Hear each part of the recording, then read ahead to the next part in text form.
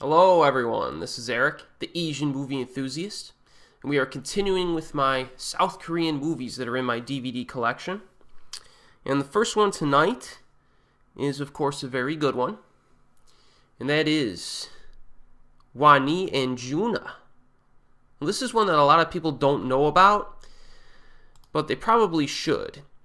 Now, the premise here is an increasingly stale romantic relationship begins to drift apart when prior love interests, come back into the picture. Now, this is a very intelligent romance that has a lot of subtlety to it.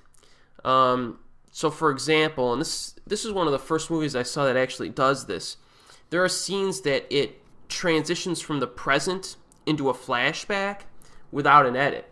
So there's no editing in the flashback scenes, which, if you think about it, is really cool, because you'll have the characters talking in one room, and then the camera will pan over, a character will go upstairs, and then it'll pan back, and it'll be in the past with the same two characters talking with one another. So you do have to kind of pay attention to what's going on here, and it's not hard to follow or anything, but it does have some intelligent nuances to it. I really like the interaction and the chemistry between the lead characters. There are also some point of view shots that are not meant to be taken literally. So it's really an interesting way to kind of develop a romance. And this one, the ending of this one definitely affected me quite a bit. I've only seen this one time, but I remember it pretty vividly. And I definitely look forward to rewatching it. I just got this DVD in this week. So, Wanee and Junah is definitely very much recommended if you like a high-quality romance.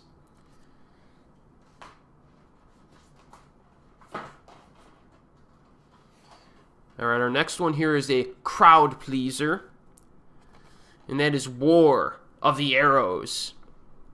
So this is old school style action suspense movie. In a nutshell, you basically have, a good guy attempting to protect his sister from a group of bad guys. That's really the basic premise. And it takes place mostly in a mountainous forest area, and almost all of the action involves bow and arrow, basically duels between this one guy and this group of baddies. And it does have some pretty good dramatic elements to it. Some of the action scenes in this are just fantastic. Really well staged, really interesting stuff. Some really exciting exchanges too, and the acting's top notch. This is a really high quality film. I do think that it may have drawn some inspiration from Apocalypto a little bit. There are a few scenes in this that seem to homage that film. Maybe I'm seeing too many similarities between them, but this is definitely different enough, especially with the focus so much on action with the bows and arrows. This has much better pacing, I think, than Apocalypto did, but if you want a crowd-pleasing, kind of old-school action flick, definitely check this out. Especially if you're a fan of, who's not a fan of bow and arrows, you know what I mean, in movies?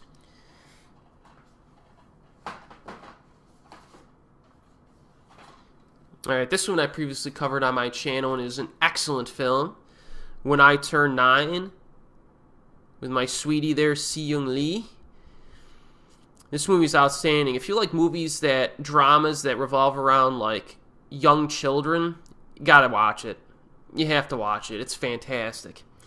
You have the lead character. The children in this act a little bit more like adults than you might expect, but they're still kids at heart. You know what I mean? And that's what I liked about it. I really like the interaction. It's not just, silliness, or it's not just, simplistic stuff. There's some nuance to the interaction and the characters. Fantastic performances. And check out my full-length review of this. When I Turn 9 is an excellent movie. I don't think it was ever released on all Region DVD, though. This is the Region 3 release, I believe. Yes.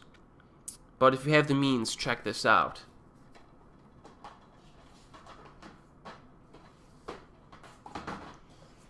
So now we have a few of films in one of my favorite horror series of all time, Whispering Corridors. This is the first one. I covered this in my Asian horror playlist from 1998, so check out my review for that year. It sounds like a basic premise, kind of like a haunted school premise, but again, this whole franchise focuses so much on friendship, and it does an excellent job, for the most part, of really portraying schoolgirl friendship in really interesting ways. Very good performances. The first one's pretty creepy, I thought, kind of like an old school creepiness to it. The second one, which I don't have in my collection but I will purchase soon, is more of an art house film, I would say, that focuses even more on the drama. The third film, Wishing Stairs, which I also don't have in my collection but I will soon, is more of like a straight-up mainstream horror film that also has really good characters in it. And then, we'll get to the fourth one soon, which I have in a slipcase. So I'm going to get to all the slipcases in my next video when I'm done with the regular DVDs. So Whispering Corridors, you could check out the first four. They're all very good.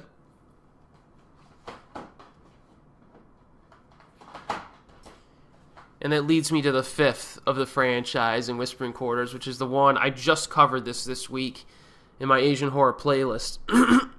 Huge disappointment. It's not a terrible film, but it's mediocre. Not a huge recommendation on this. Watch the first four first before moving on to this one. I blind bought it based on the strength of the series up to this point. And I've already rewatched it a few times, so I'm pretty certain on how I'm coming down on this one is to not liking it. But, yes, I will complete the collection, don't worry. Here's another horror film that I have not yet covered, but I will soon in my Asian horror playlist. And that is White, Melody of Death. I think there's another title for this, as there usually is. Let me see here. It is also known as Melody of the Curse. So this one, on its surface, it seems like a generic Asian horror film. You got like a cursed tape in it. And I'll get into this more when I do my mini review of it. But it's a little bit different. It focuses a lot on these girls who are trying to make it in the pop music industry, the K-pop industry. So you focus a lot on the drama associated with that, which on its surface might seem kind of dumb, but I liked it. I liked how it gave that little spin to it. There are a few creepy images in it. This also focuses a little bit more on accidental deaths. Or I should say, supernatural deaths that look accidental, which is a pretty nice spin on it. There's not a whole lot of Onryo ghosts in this one. I don't remember. There's a few images, I think, but not a whole lot. So I like this one. I think it's a bit underappreciated. Not a great film, but I enjoyed it. White. It's good. Alright, our next one here is pretty interesting. This is a thriller that is also not well known, but should be.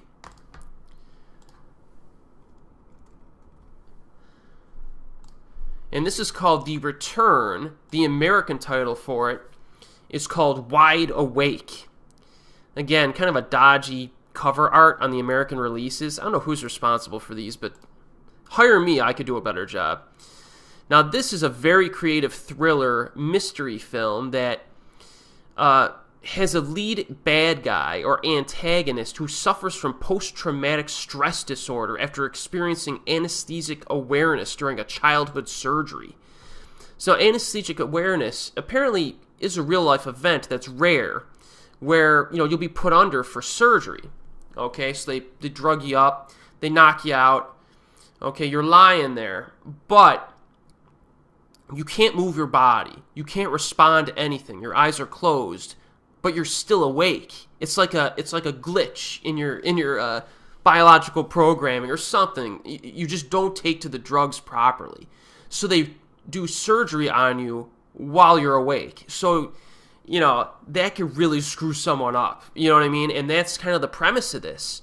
And this guy, this bad guy, who you don't know who it is, his mystery is veiled throughout most of the movie, seeks revenge on certain people, and he kills people using medical techniques and sabotages, which is really kind of unique. There's one scene in this movie that is just an instant classic. There's one scene, and I'm not going to tell you what it is because it's so fantastic. I was in shock when I saw this scene. I'm like, that's ballsy and fantastic. So, Wide Awake, I definitely recommend this. If you're into it's not a high-octane thriller, more of a slow burn mystery. You gotta pay attention to relationships a little bit in the middle section, but some scenes in this are really great.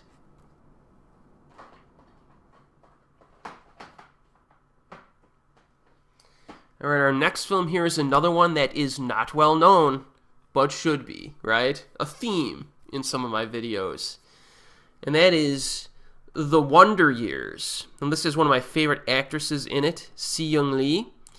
And she's basically an introverted 13-year-old who, really has contempt against her mother. And she seeks motherly love from a famous Korean pop singer. So, there's a lot of headbutting here between the daughter and the mother. The daughter has a real problem. She's going through that phase that we all kind of go through, where you have a little bit of an animosity towards your parents, you know what I mean? Everybody kind of goes through it. This girl has probably a little bit more of a severe, case of it. This actress is great. Really fantastic acting in this. I really enjoyed the movie overall. Very nuanced interaction between the characters, too. I feel like films about coming of age and that type of thing, teenagers, this is one you should probably try to check out. Again, never released in the US, I don't think, but I think the Korean DVD is still floating around. If not on Yes Asia, it could be on eBay still. Kind of like the DVD case for this, too. It's kind of got a little bit of a glittery type aspect to it. I like the colors. It's a good one.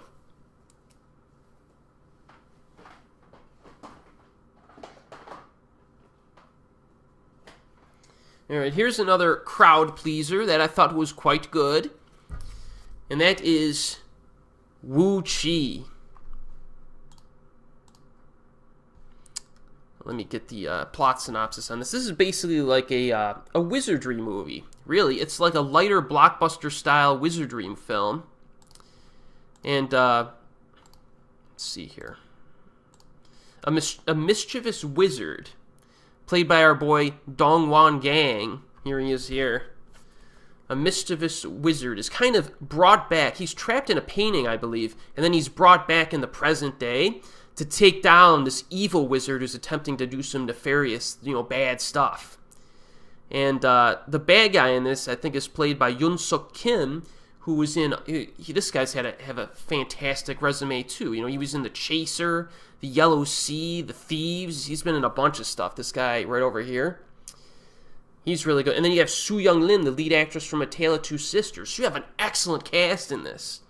And I really think the actors are very lively. They bring a lot of energy to this movie. I think the action scenes are really creative. They use magic and spell casting and stuff like that, which makes this a fun watch. And the fact that it occurs mostly in the present day, you have like a setup, like a half an hour setup in the past. And then it transitions to the present day, and you have all this pretty fun action in it. Some of the CGI may be a little dodgy, but I like this one quite a bit. It's a fun movie.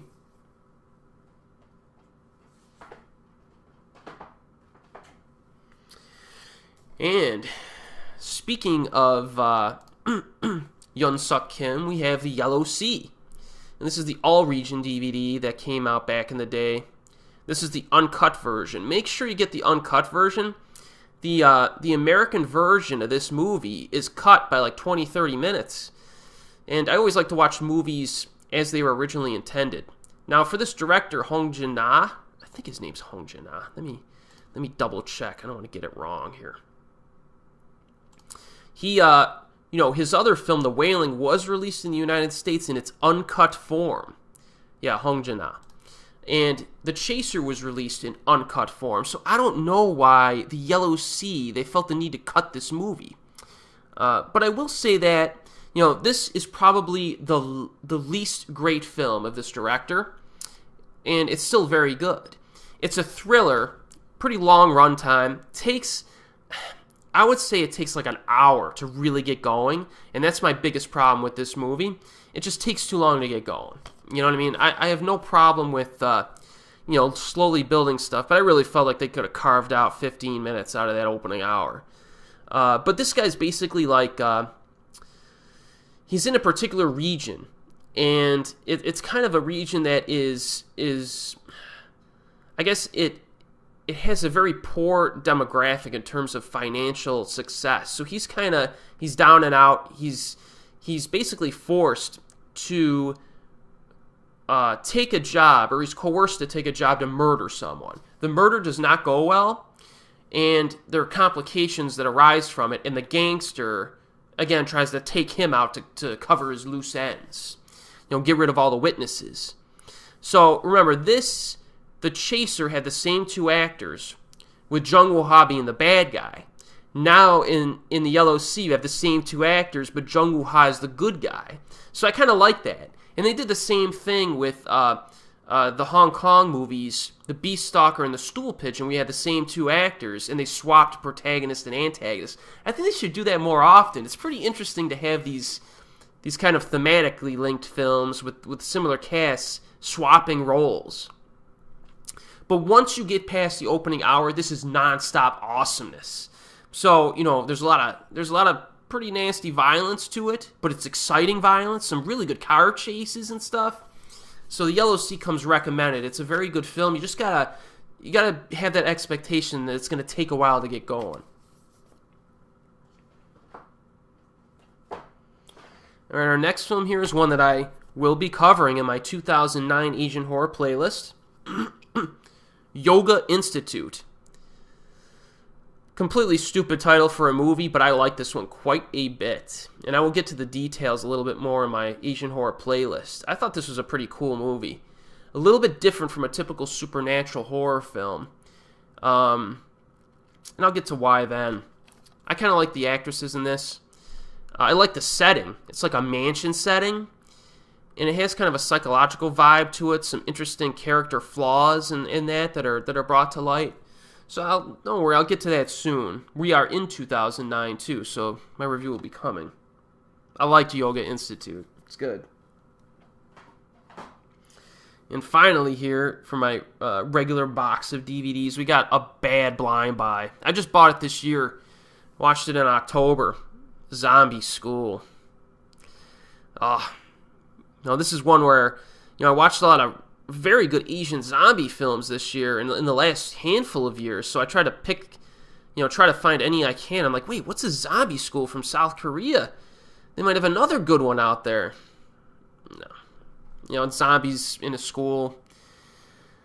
I'll get to it in my Asian horror playlist. I think this is like 2014 release.